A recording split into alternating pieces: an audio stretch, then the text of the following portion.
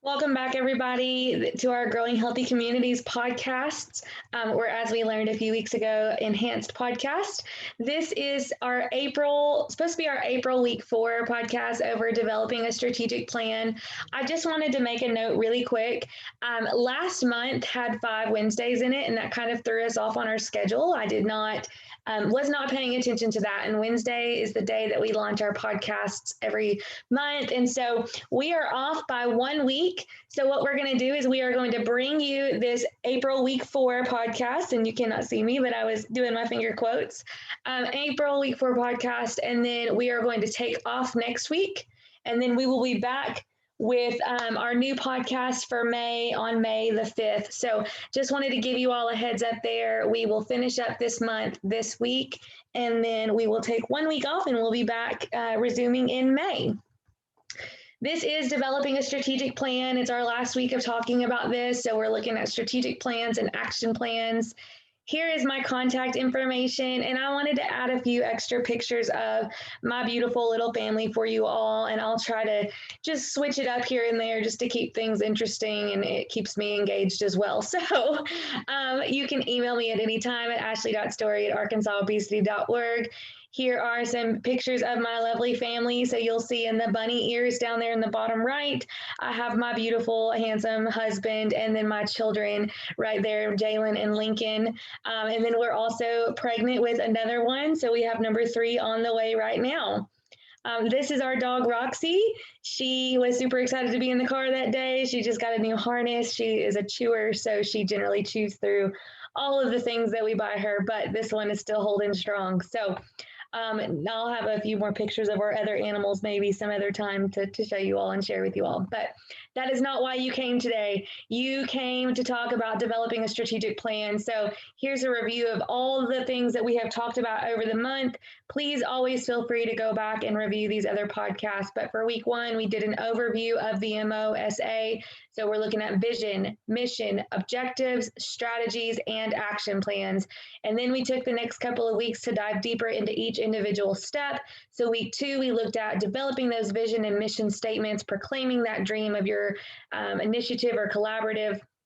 For week 3, last week, we talked about creating objectives, developing successful strategies, and developing action plans. Now, for today, we are going to be looking at obtaining feedback from constituents and I meant to take that off there. I'm so sorry. So just ignore that last part. We were going to also look at identifying action steps, but as I was reviewing the content, I realized that it was quite repetitive of some of the stuff that we talked about last week, and I did not want to waste your time because I know your time is valuable. So we are nixing that last part. We are just talking about obtaining feedback from constituents this week.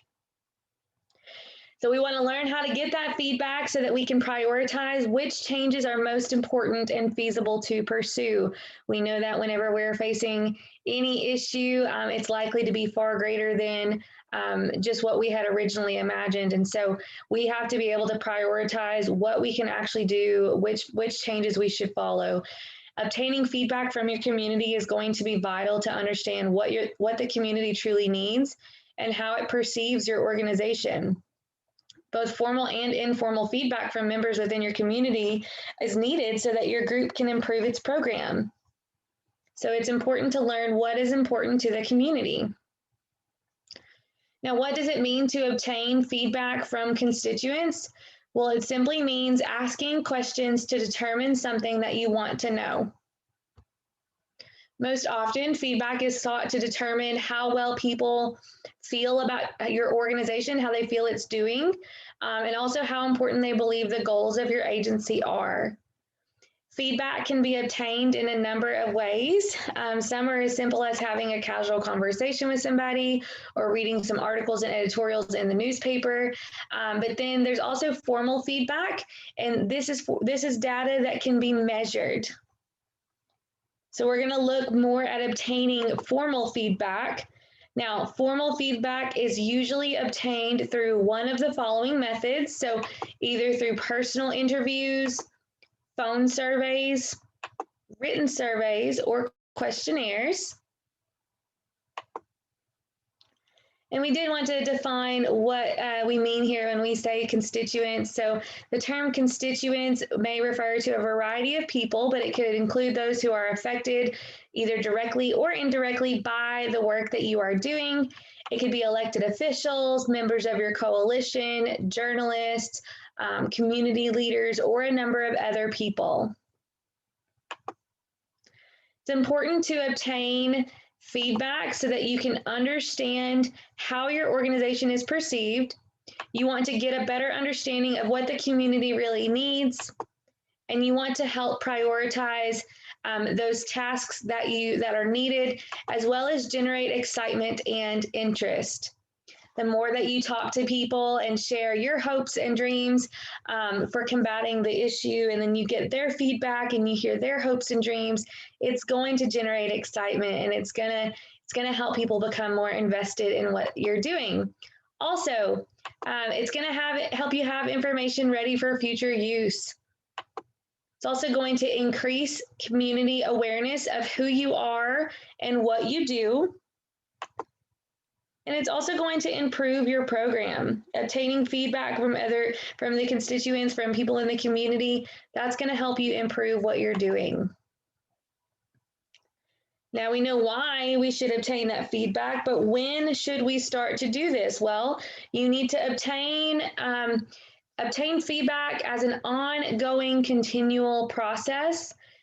Formal feedback can be gotten at differing times.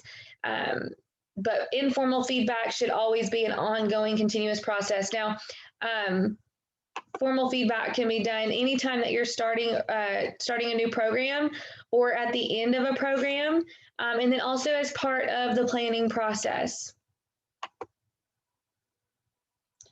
And then periodically you want to check in throughout the life of your initiative. And again, that informal feedback is going to be an ongoing process, but that formal feedback, whenever you're going to be getting that data that you can measure, you're going to want to make sure you do that in the beginning, so part of the planning process, when you're starting a new program, at the end of a program, and just periodically do a check-in.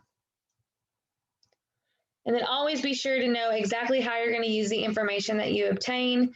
Nobody likes to feel that their time was wasted, and you also don't want to waste your time. You want to know what you're going for. Now let's look a little bit more tangibly at how to obtain feedback from constituents. So first, you need to think about, what do you want to know? Some information that you could gather would not be used, and so it's not worth the time to gather it. Like we were just saying, you don't want to waste people's time. So for example, maybe you have received a grant to reduce teen pregnancy in the community. Whether or not the community perceives teen pregnancy as an actual problem may be less important to you than other issues, because this program is going to be implemented either way. So you wouldn't want to go around asking how important is it or how important does the community perceive this problem? It just might make more sense for your group to use the resources in a different way. So determine what specific needs regarding teen pregnancy need to be addressed. The issue is there, whether it's important or not, the funding is there. And so, well, I mean, it's important, of course, but so maybe you just need to kind of move your focus a little bit. So you got to figure out what you want to know. Also, who has already done this? You need to check to see if somebody else has already done the work. Maybe they've already done a survey in the community asking the same questions that you're going to be asking. So you don't want to reinvent the wheel. You want to utilize what resources are already there for you. And then you need to know how many people you want to talk to. If you're only surveying the active members of a small coalition, so maybe 50 people or less, you might want to try to survey everybody. But if you want to learn the feelings about, the feelings of teenagers in your coalition with regards to drug abuse or something similar, you might find it unfeasible to survey every teen. And so you would randomly choose a smaller, more workable group to question then. And then determine, how do you want to ask people? So how are you going to go about gathering that information? So who do you want to ask? You want to talk to the targets of change. Decide who you want to survey. I know there's going to be a lot of people that you might want to question depending on what you want to find out, but those possible respondents would include, again, like I said, the targets of change. So those whose actions would like to change, those whose actions you would like to change. Then you're going to want to talk to the people most affected by the problem that you're addressing. Talk to professionals in your area and local administrators, so directors, coordinators, principals. Talk to possible or current funders for your program, elected officials, journalists, researchers, and field experts. And then also you're going to want to talk to members of your coalition. They are involved in making this work happen, and so it's important to get their feedback. And then you're going to want to decide if you want to obtain your feedback in a closed manner, so surveying a select group of people, or in an open manner. So anyone who is willing to pick up a pen or a pencil or open their mouths, you'll take information from them. But you want to be careful not to ask administrators to tell you the needs of those most affected. You want to make sure that you are asking those most affected. Now let's look a little bit more at how do you want to ask people. So this can be done in a variety of ways. First is just to listen to opinions. Listen to the opinions of people that you know. Listen to researchers at planning agencies or people who work in the same or similar field, or anybody else that you can think of. Just talk to people and ask for their opinions, and then listen to their opinions. A suggestion box is also a great idea. You could have a suggestion box out and ask people for their opinions that way, or talk to them that way. You could, chance meetings or comments in a log. You could do feedback forms on publications or comment logs by phone.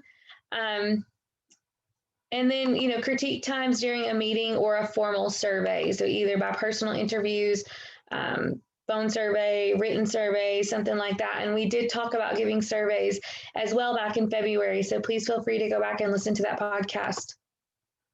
A few good tips. A few more good tips. So your one thing is going to want to be keep it secret. You're going to want to always try to provide instructions that minimize any possibility of bias. So don't discuss what you hope to learn, what you believe to be true, or what earlier surveys have revealed to you whenever you were talking to people. Just allow the survey to be anonymous and get their genuine feedback. Also, keep your eyes and your ears open. You're going to want to be responsive to all possible means of obtaining data. So learning what has to be said at public protests, what complaints have been lodged, what actions have been taken, things like that. And then make the best of it. Maybe the response that you get from constituents is not what you had hoped to hear. So maybe you need to reassess what you're doing and brainstorm some ideas of what else you might do to sway the public opinion. Now, like I said, conducting a survey, we did talk about this back in February. More specifically, it was February week 4, so the 4th podcast. So decide how you would like to conduct your survey. Is it going to be an oral survey or a written survey? Decide how you want to format those questions. Do you want to do closed questions, open questions, or maybe closed questions with additional comments? Remove as much possibility of bias as you can.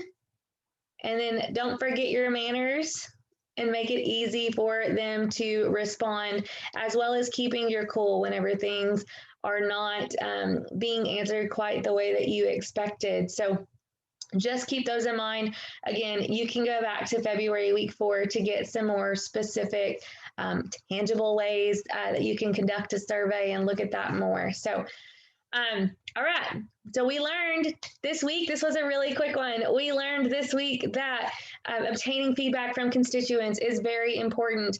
Again, anytime that you are addressing a problem in the community, you want to talk to people. You want to make sure that you are looking outside of yourself as far as possible, because we know that you have a great vision and a great hope and a great dream, but you also have to see what the problem really is and talk to other people and get their feedback and see how they're feeling about everything. And that's also going to get them more involved. So I hope that you found some valuable information in this week.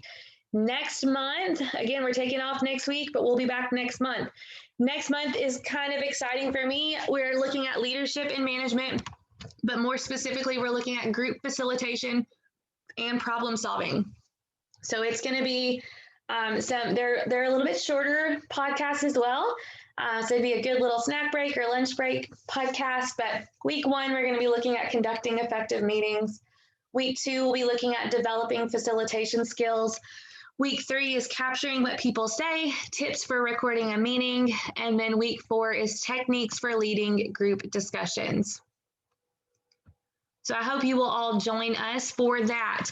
Now, I did want to share just a few additional resources. I figure here and there I can plug some resources in for you guys to utilize along the way. So first up, we have our own personal Facebook page or website. I'm so sorry. So Arkansas Coalition for Obesity Prevention, it's actually arkansasobesity.org.